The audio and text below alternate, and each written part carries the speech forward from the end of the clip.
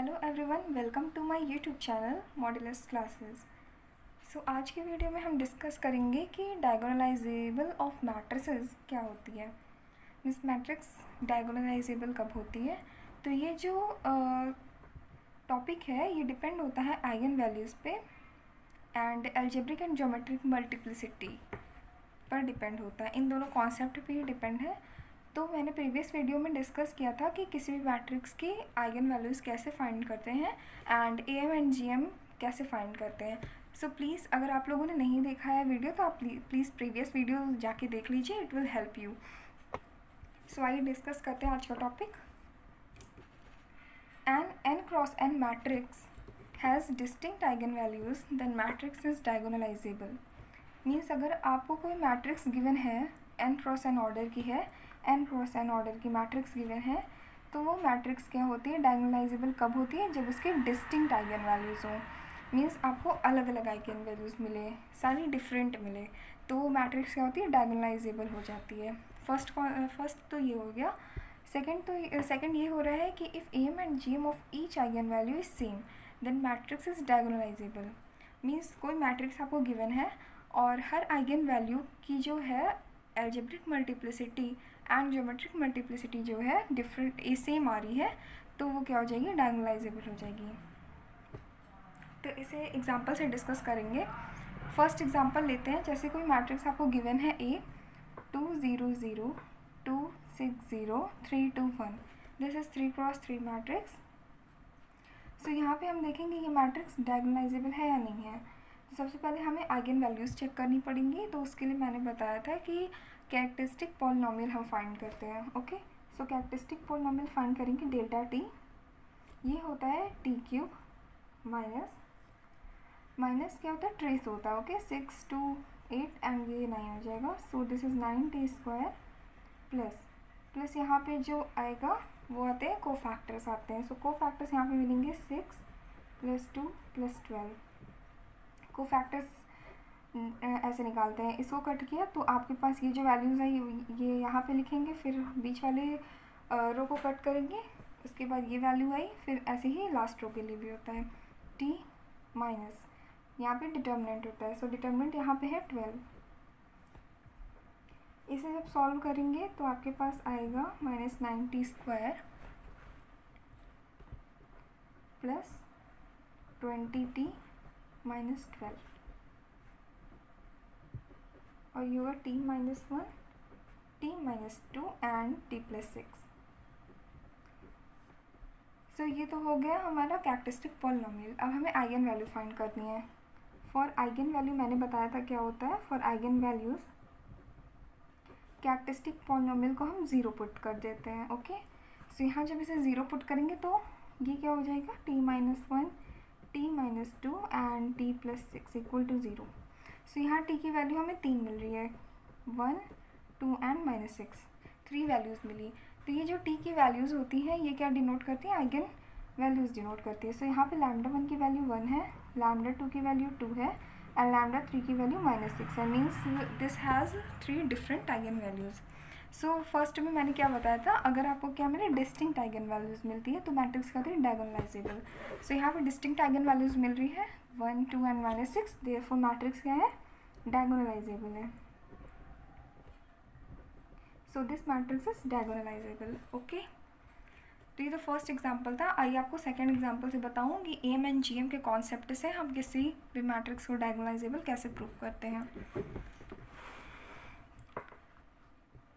तो यहाँ पे सेकंड एग्जांपल ले लेते हैं।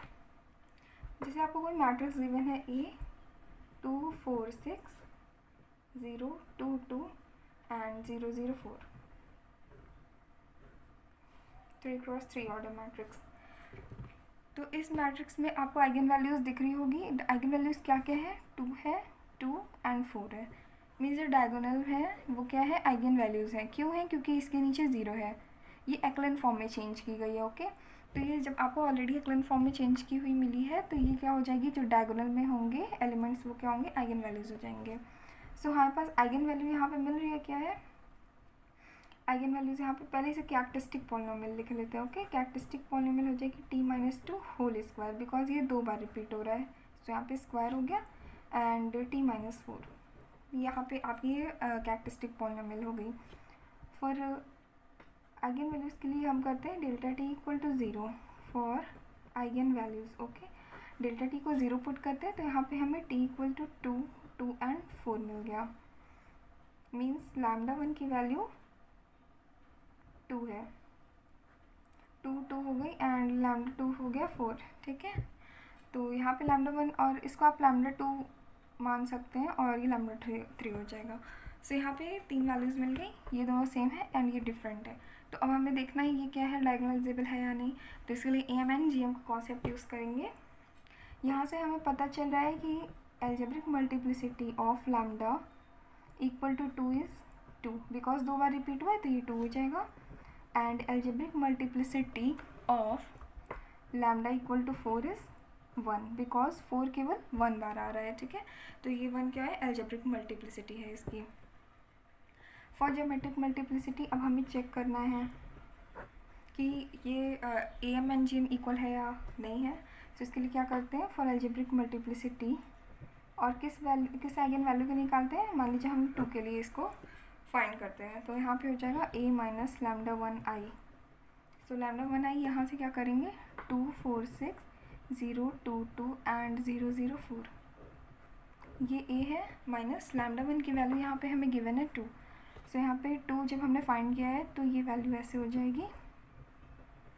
i यहाँ पे आइडेंटिटी मैट्रिक्स होता है। सो जब आइडेंटिटी मैट्रिक्स में 2 का मल्टीप्लाई करेंगे तो ये हो जाएगा।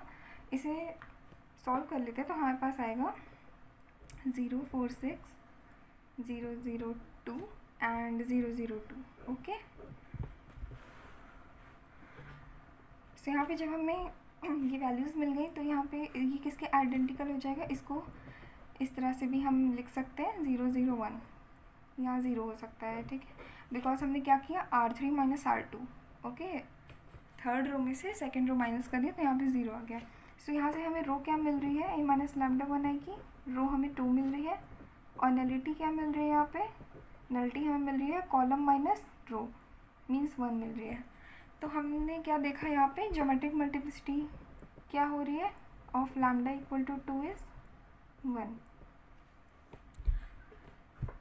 यहाँ ज्योमेट्रिक मल्टीप्लिसिटी हमें 1 मिल रही है लैम्डा इक्वल टू 2 के लिए, और एल्जेब्रिक मल्टीप्लिसिटी हमें यहाँ क्या मिल रही थी, 2 मिल रही थी लैम्डा इक्वल टू 2 के लिए। सो हमें यहाँ क्या मिल रहा है, algebraic multiplicity AM is not equal to GM for lambda equal to 2। Okay, so जब ये दोनों इक्वल नहीं है तो ये क्या हो जाएगी, डायगोनलाइजेबल नहीं होगी मैट्रिक्स। ओके, बिकॉज अगर आपके पास यहाँ AM एंड GM इक्वल होता तभी आप कह सकते थे कि मैट्रिक्स डायगोनलाइजेबल है। सो बेसिकली यही कॉन्सेप्ट होता है कि किसी भी मैट्रिक्स को हम डायगोनलाइजेबल कैसे प्रूव कर सकते हैं। आगे मैं प्रीवियस वीडियोस और लाऊंगी नेक्स्ट वीडियोस में कि PYQs जो डिस्कस किए गए थे इस पे और पूछे गए थे, बहुत इजी थे। सो आई होप आप लोगों को अच्छे से समझ में आया होगा। अगर आपको थोड़ी सी भी प्रॉब्लम है या कुछ भी प्रॉब्लम है आइगन वैल्यूज़ में या AM एंड GM में, तो आप प्रीवियस वीडियो ज़रूर देखिए, it will definitely help you. So thank you guys.